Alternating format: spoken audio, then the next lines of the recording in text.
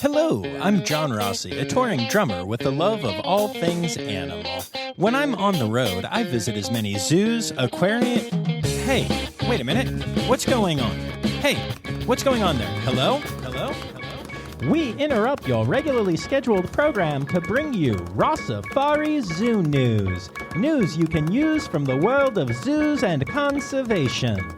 Every week, we bring you breaking news and analysis from around the globe, featuring the animals you love and the people who care for them. And here's your anchorman, John Rossi. Hello, hi, hello. Welcome back to Rossifari Zoo News, your look at everything going on in the world of zoos, aquariums, conservation, and general animal weirdness. So before we get to all the stuff, a couple of quick reminders. Make sure you hit subscribe so you don't miss any Friday Zoo News episodes or any Tuesday interview episodes. Also, make sure that you're following along on the socials at Rossifari and on TikTok at Rossifari Pod. You can also tag me in any Zoo News-worthy stories you see there, and whether I use them or not, I will say your name at the end of the episode, so that's pretty exciting. You can also email stories to me, rossifaripod@gmail.com. So, all right, let's get into it. So, after last week and all the kind of updates in the world about me, I don't really have a lot to say about my life this week. I'm home for the first full week that I've been home in close to 2 months, and I'm really, really enjoying that fact. I'll be back at the aquarium this Sunday for the first time in ages, and despite being slightly nervous that I will have forgotten everything about what I'm supposed to do there, I am looking forward to returning. I hope we still have animals and stuff. Yeah, we probably do. Other than that, nothing much to report. No one sent me any luggage this week, red panda or otherwise, so that's a bummer. But actually, a slow week does serve as a good opportunity to catch you up on a few things we talked about a long time ago, namely at the start of the season back in July. Now, back when Season 5 launched, I had some goals that I mentioned for this upcoming season. Some of those included an increased social media presence, a new website, podcast merch, and a newsletter. Well, we are now 3 months into the new season, a quarter of the way in, so here's an update on those goals. Let's see here. Increased social media presence. Well, we have doubled our following on socials since the start of the season. Doubled it. Mind blown. It is so cool. New website? Well, it's designed actually. You may remember that I said I want to make Rossifari.com a true hub for zoogoers, a place where you can go and search for a zoo before you head there to get an overview of the facility and some of my favorite things to look for at the zoo, and also like favorite restaurants, places to stay, stuff like that. Just my experiences at the zoo. Also, all of the episodes from the zoo in one convenient place so you can listen on your trip or before it. Well, that is actually in the process. Now, I'm not going to lie, it's very time consuming, but the design of the new site is great, and I'm looking forward to getting the zoo database a little more put together, let's say, and then launching the new site to y'all. So yeah, I'm really excited about that, and unfortunately, it's kind of the thing that keeps being at the bottom of my very busy list, but it will be coming, and it looks fantastic. So then that brings us to merch, and I've talked to a few different people about a few different ideas, and while some may take a little while longer to get rolling, there will be at least some Rossifari merch available for you as you start your holiday shopping. Or if you're one of those really organized people who has already started your holiday shopping, well, there will be at least some Rossifari merch available for you before you finish your holiday shopping. Unless you're one of those really, really organized people who is already done with their holiday shopping, in which case, geez, honestly, calm down. It's the middle of October. And then as for the newsletter, well, I still have 3/4 of the season to go and can't get it all done in the first quarter. So on top of that, while things can always change, I have interviews coming for y'all from 9 new facilities over the next few months, and possibly 2 more that I've already kind of started the ball rolling with, and maybe more after that. We'll see. And last but not least, starting probably in the new year, my Patreon is going to get a slight upgrade as well, as I have partnered with someone who you will recognize when we officially announce it to create some unique patron-exclusive merch. So if you're not a patron yet, now is the time to sign up at patreon.com/Rossifari. So with all those fun updates, that brings us to 1, 2, 3, 4. Ow, that's a funky monkey, tree kangaroo, or a binturong. It's Zoo News. Yeah. So, for the 3rd week in a row, the headline story of Zoo News is about a hurricane. And at least it's the same one as last week. It's still Hurricane Milton. But honestly, this is mostly what I was hoping to say when we talked about this last week.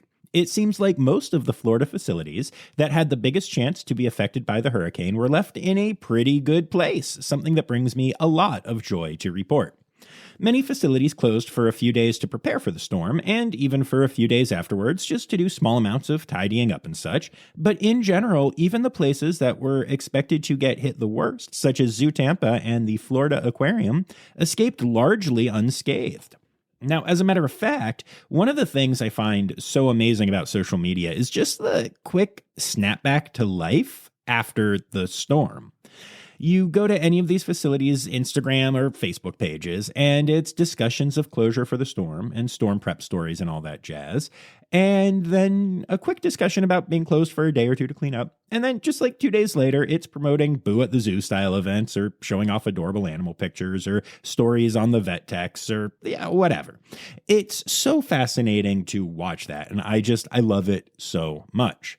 But this is not all sunshine and daisies, as that wouldn't be much of a headline story. And so the one facility that we do need to discuss in more details is our good friends at Mote Marine Lab, which is in Florida. And they were the one facility that were truly in the direct path of both recent hurricanes and got the brunt of both of them. They got slammed by Helene and were still fully in recovery mode when Milton crashed onto land right at their location. So about halfway through cleaning up after Helene, the staff had to pivot to preparing for Milton, doing so in a facility that was already damaged. Now, the staff was amazing, of course, and they got their manatees, sea turtles, alligators, birds, river otters, and many other smaller animals off campus entirely, taking them to the Aquaculture Research Park owned by Mote that is 13 miles inland. You may remember that from when we did our coral propagation episode there. They also took steps to secure their campus as much as possible, making sure severe weather protocols were followed. As I said, the staff did amazing work, all while, just to remind y'all, they also had to worry about the effects the storm could have on their homes, as well as still trying to deal with any personal and home issues caused by Helene and even Debbie before that.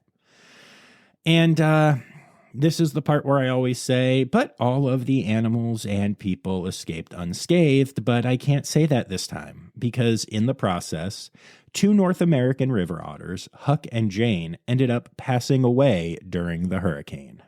Now, I had the pleasure of witnessing a training session with Huck back in July of 2021, and it was such a fun time. His trainer and I laughed and awed our way through it, and it was really special. He was just waking up from a nap at the time, and it definitely led to a, let's say, less than fully aware otter, which was somehow even more adorable. I also learned that otters, when they're fully dry, which is not something we often see, are actually pretty fluffy, which is really cute. And, what was evident to me at the time was not just how wonderful Huck was, though he was, but it was how much of a relationship he had with his trainers. They loved each other, and even though I didn't get to witness it firsthand, I'm sure that is true of Jane as well. The aquarium didn't go into a ton of details in announcing the passing, but said that health problems developed because of the stress of the 2 storms, and that even medical intervention wasn't enough to save the lives of these 2 otters. It's a truly heartbreaking loss for an amazing facility, but it also speaks to the incredible work done by the staff there that these two were the only losses in the midst of back-to-back hurricanes. And it also serves as a stark reminder that, these stories always seem to have happy endings, but, that's not always going to be the case. And, the loss of these otters is obviously a huge loss to the staff at Mote, but they were also beloved by the community as well. Every time I visited Mote, the otter viewing areas were packed with fans, often far more so than even the manatee viewing or the sea turtles.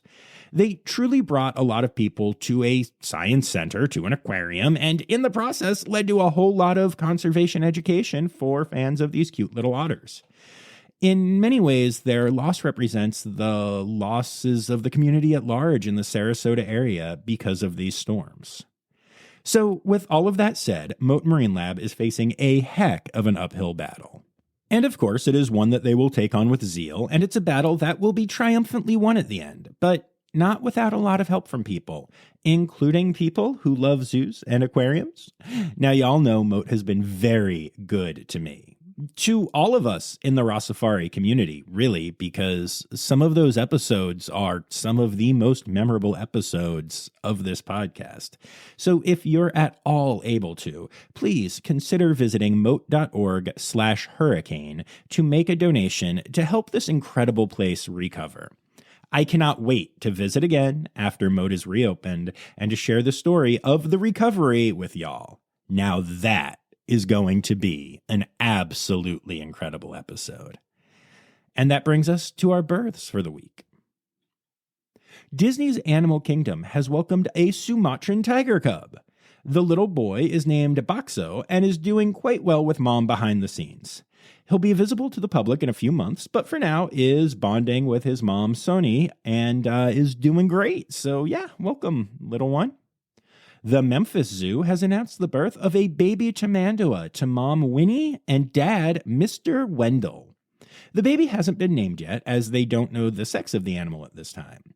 Winnie is doing a great job being a mom, and Mr. Wendell is enjoying life behind the scenes as mom and baby bond. He's just chilling, y'all. Congrats to the zoo. All right, we'll be back after this quick break.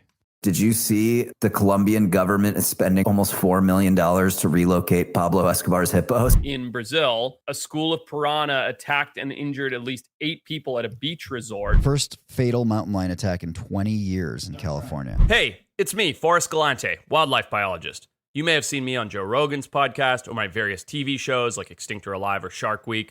So join me and my friends as we break down animal news from around the world and discuss all things wildlife. Click here to unlock these animal mysteries. New Forest Wildlife Park has welcomed a baby giant otter, the third such birth for parents Ibira and Simuni. The pup is a small female that is very vocal and has been named Ari Rana. This is the South American tribal Tupi name for the giant otter, and its literal translation is water jaguar. I love that. The Chester Zoo in the UK has announced the birth of an anoa calf. This is an incredibly rare animal in human care, and to make the birth even more special, the cameras at the zoo captured the birth, the first time this has ever been recorded for the species. The baby has been named Kazambar after a town in Sulawesi where teams from the zoo are working with the Indonesian government to help anoa conservation. And if you go to the Chester Zoo's social media pages, you can witness this amazing birth for yourself. And then last but not least in our births, we have the Whipsnade Zoo, which has announced the birth of a baby southern white rhino. This rhinelet was born to first-time mom Fahari and is doing very well. It's the second rhino birth in the last 8 months at the zoo, so it's a really cool time to see the rhinos at the Whipsnade Zoo. Baby rhinos, especially when they get the zoomies, are adorable, y'all. And that's a terrible transition to the sadder side of things, but of course then we have a couple of deaths that we need to talk about. And we're going to start with Woodland Park Zoo, which has said goodbye to Nyla, the only female jaguar at the zoo. She was humanely euthanized after dealing with an age-related decline in mobility. She was 19 years old, outliving the life expectancy for the species in human care. But beyond that, she was an absolutely beloved animal, beautiful and fierce, and one of those animals that keepers just can't help but fall in love with. She was also a mother of 3 jaguar cubs, including Inca, the female jaguar that calls Elmwood Park Zoo home, the cat that made me fall in love with jaguars. Goodbye, sweet girl. You are truly missed. And that's not the only iconic animal to pass away this week. The Maryland Zoo has said goodbye to Anna, the matriarch of the African elephant herd at the zoo. She was 49 years of age, surpassing the median life expectancy for the species, and had lived at the zoo since 1983. Unfortunately, Anna suffered a fall last week, and the injuries from the fall, coupled with other health challenges due to her advanced age, led the veterinary care team to make the correct and humane decision to euthanize her. The zoo simply won't be the same without her. She's one of those animals that generations of people have fallen in love with, and that's just amazing. So very sad to see this icon go.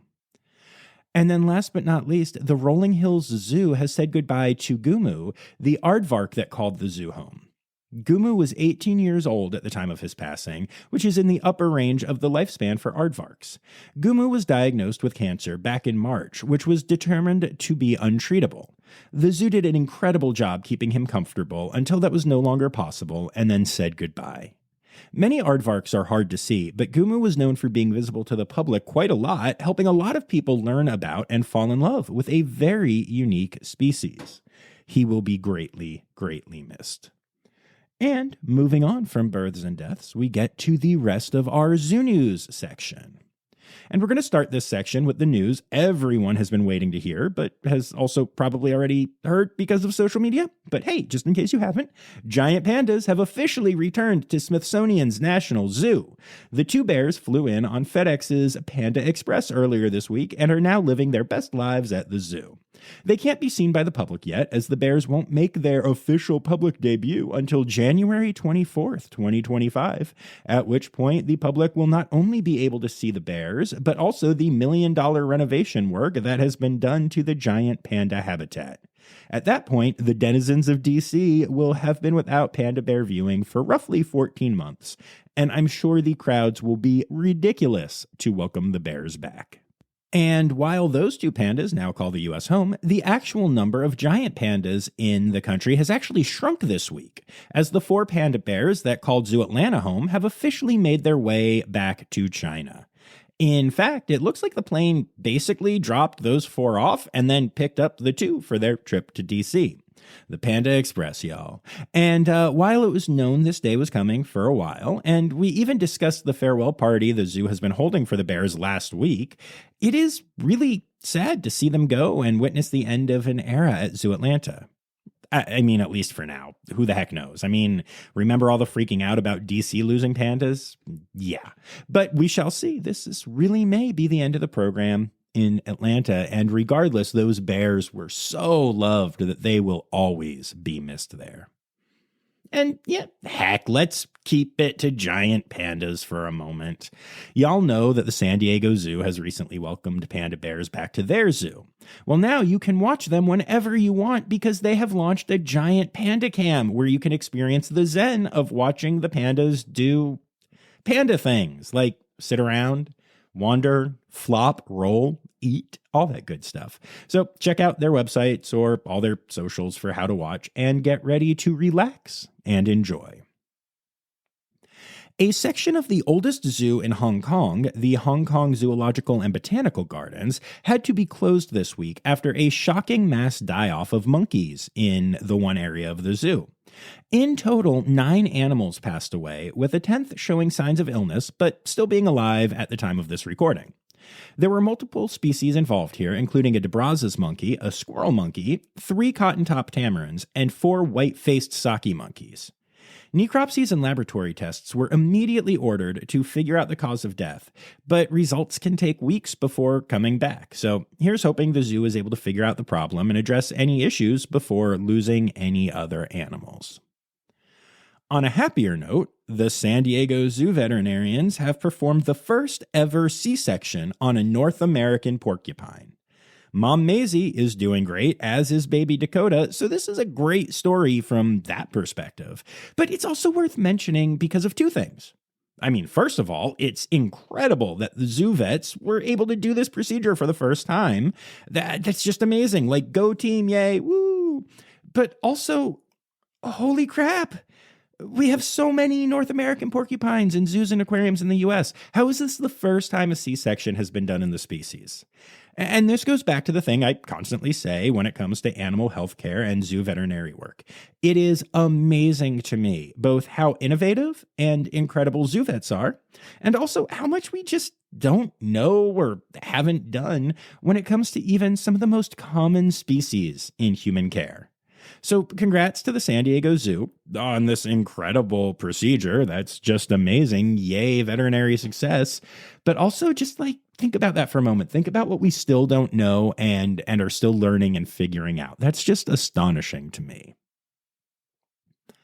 Now, I know I normally don't do, a zoo has a new species stories unless it's important, but this one's important. The Louisville Zoo has announced a new species that is calling the zoo home. A binturong has arrived. The 1-year-old female is Bianca, which is a name you might recognize. This is the female binturong that was born at the Greensboro Science Center that we featured last year. And then we got the Rossifari community together to vote for her name along with her brother Monty. Yeah, good times. So the Louisville Zoo has added red pandas and binturongs since I last visited there, which I think means I need to plan a trip. I would love to go and see Bianca again. Such a sweet, playful girl. So excited for the Louisville Zoo. Zoo Knoxville has partnered with First Bank, and part of that partnership is that you can now get a debit card from the bank featuring Lincoln, one of the red pandas that calls the zoo home. It's a really adorable card, and anyone who knows Zoo Knoxville knows that Lincoln is a heck of a charmer.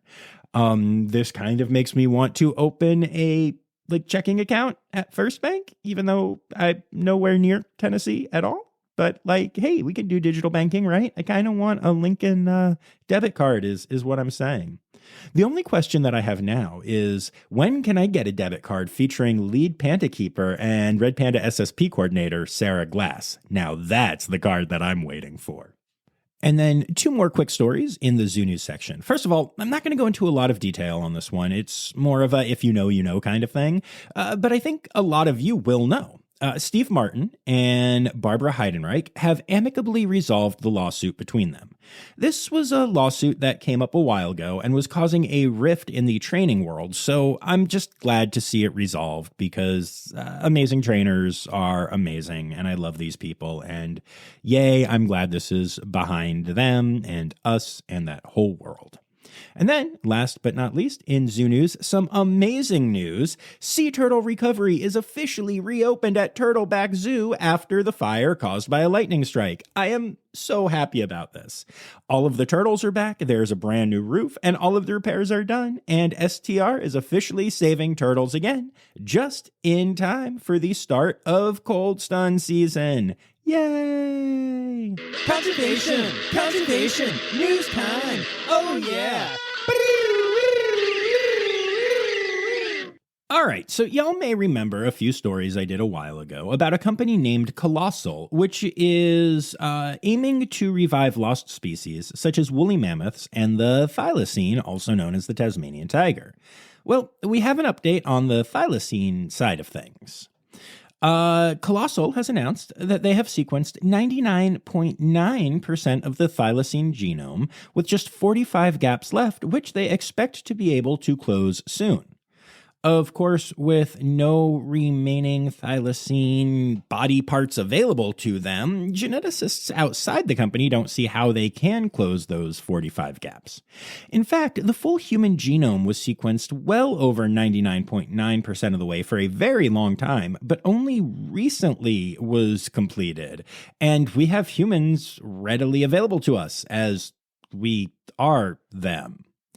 And then there is the issue that even if there is a fully sequenced genome, there is no feasible way to create living cells containing the genome.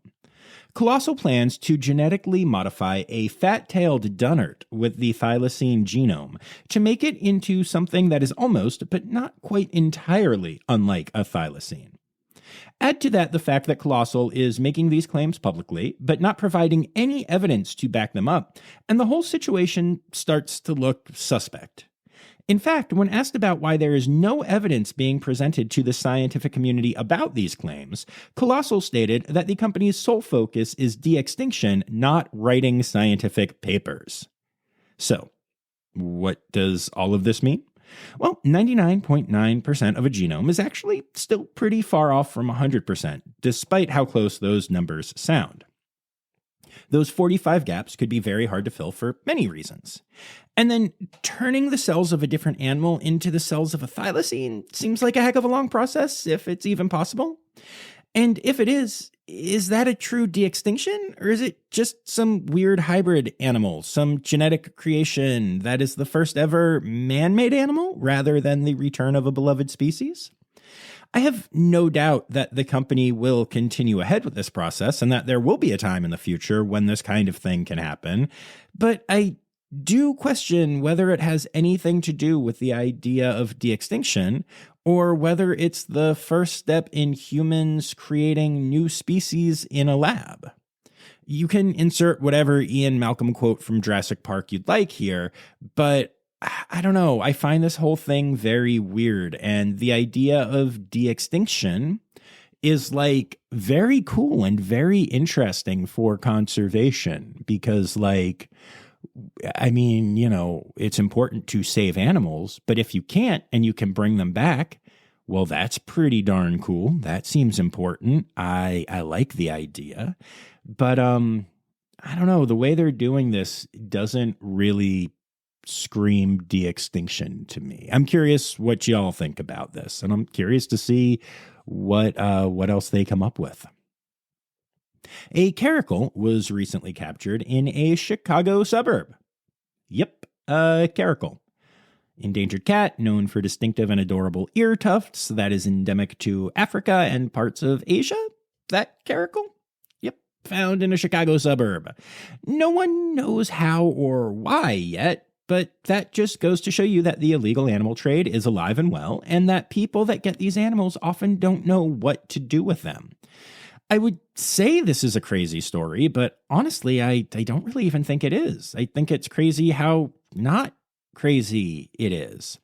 I'm so excited about the anti-trafficking work being done by the AZA and other organizations, but we still have a long way to go on that front for sure. As for the caracal in question, it has been taken to a sanctuary where it will live out its life, so at least this caracal gets to have a happy ending, but what got it to living under a porch in a Chicago suburb is a heck of a question. NOAA Fisheries have completed a huge project recently, and I'm pretty excited about it. Multiple dams were removed from the Klamath River, dams which had blocked the river from reaching the Pacific Ocean. This process is expected to help restore fish populations throughout the river and also to reinstate over 400 miles of river and riverside habitat that animals will return to in huge numbers, helping to rebalance the ecosystem both in and along the river for 400 miles. That is just astonishing. This was a huge project that actually was really cool because not only did a bunch of scientific experts get brought in on this one, but NOAA also partnered with indigenous peoples to find out what they thought would be best to do with the land. And this is what they suggested as well. And now it's done and you can see the impact. And I just love that so much. And then last but not least in conservation news this week, if you live in Australia, first of all, hello from the past. I hope you're enjoying the future there. Second of all, you say the word no funny. There is no R at the end of the word, no. But beyond all that, it is currently time for the Aussie bird count, which runs until the 20th of October. This is the biggest birdwatching and citizen science event in Australia, and you can help by going to aussiebirdcount.org.au to register. Even though you have to type an extra dot and 2 more letters than we do here in the States to get to your websites, you should still go register and participate. And to my Aussie listeners, I do love you all. I love all my Aussies so much. Don't hurt me.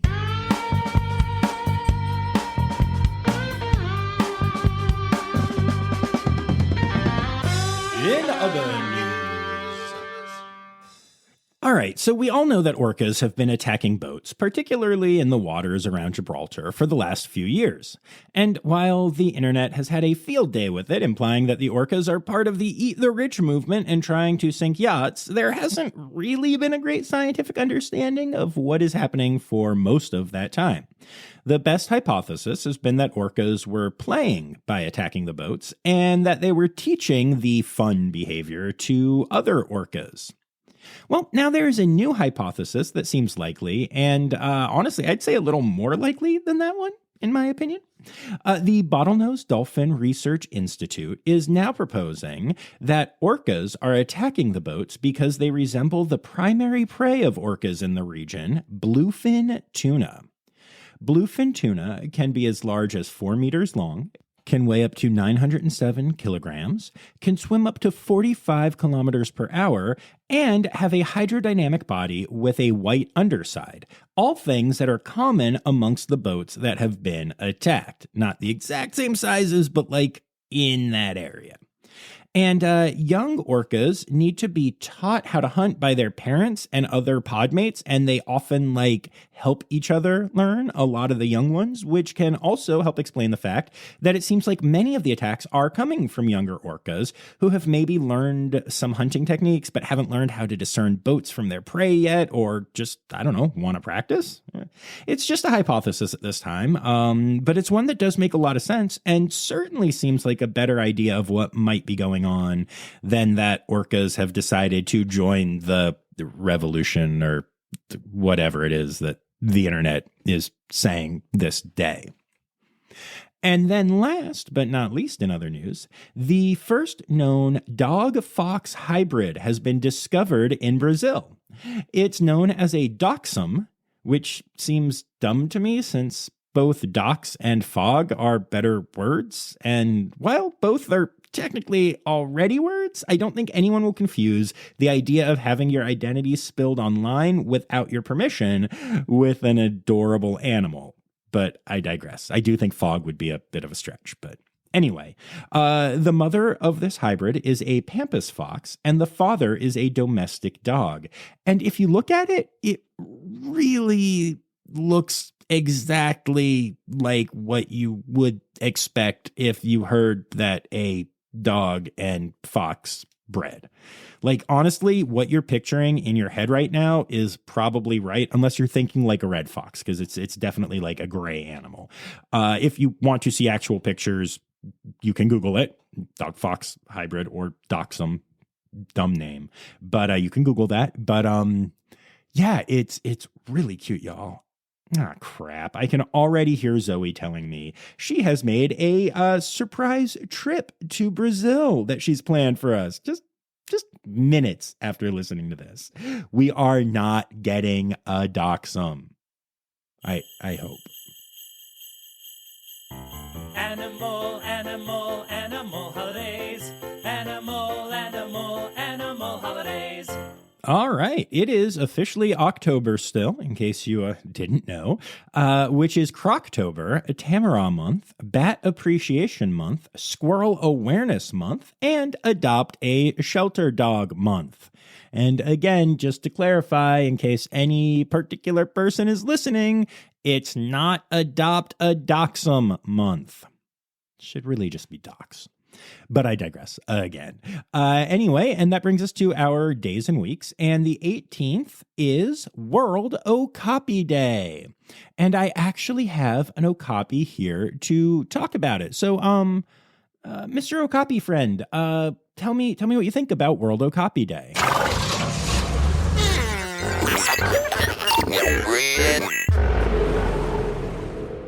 Ooh, there is smoke and fire everywhere. Oh, man. Ooh. And here I thought they were real.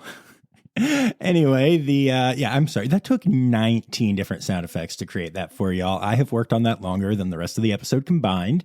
And also, that's only the number of sound effects that were involved in that. The number that I rejected, I don't even want to discuss. But anyway, all of that for that 8-second joke. I hope you all appreciated it. Hello?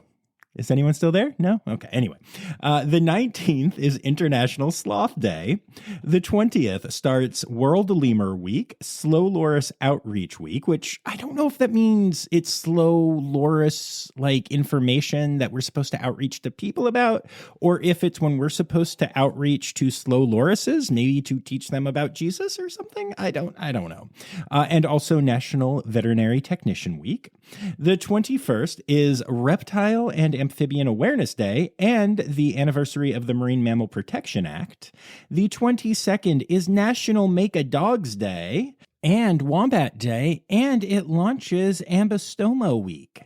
Then the 23rd is International Snow Leopard Day, and the 24th is International Gibbon Day, and launches Bat Week. Anyway, I don't want to get sued. Plus, we've had a lot of jokes in here. So anyway, yeah, those are your animal holidays for the week.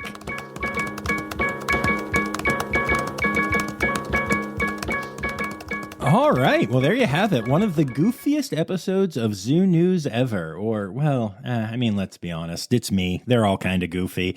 But I hope you all enjoyed that one as much as I enjoyed recording it. And I'd like to take a moment to say thank you to my Red Panda level patrons, Dr. Laura Schenk, Dr. Stephen Williamson, Barbara Bennett, Jenny Owens, and Kevin Williams. I'd also like to say thank you to everyone who contributed this week, including Anya Keene, Colleen Linehan, Kim Cooley-Croninger, Carrie Kirkpatrick, Kevin Williams, Emily Rockbuck, Dr. Laura Shank, Ali Malensky, Kay Malensky, The Malenskys, and Yoshioka, not Tiana Bush, Holly Page, Stephen Rossi, Dr. Zoe Rossi, Crystal Chapman, Dylan Hoy, Matt Patford, Natalie Taco, and Marianne Rossi. Thank you all so much for contributing. I hope to see y'all back here on Tuesday for another exciting episode from the Fort Worth Zoo. You are going to be hearing from just a really fantastic guest, and it's one of those philosophical episodes, y'all. They're always a lot of fun. And then we'll be back here on Friday for another episode of Zoo News, probably with less fake Okapi sounds. But before I head out, the last thing I got to remind y'all is that the words newsy credits backwards are Steiderkius when. The Rossifari podcast is produced, hosted, and engineered by John Rossi. Editing and fact-checking by John and Dr. Zoe Rossi. Our theme song is Sevens by Nathan Burke, performed by Nathan and John. Interrupting John theme and additional voices by Taylor Isaac Gray. You can reach John directly on Instagram and Facebook at Rossifari or by email at rossifaripod@gmail.com. Rossifari is part of the Daydreamer Media Network. Now, stop listening to me and go visit a zoo.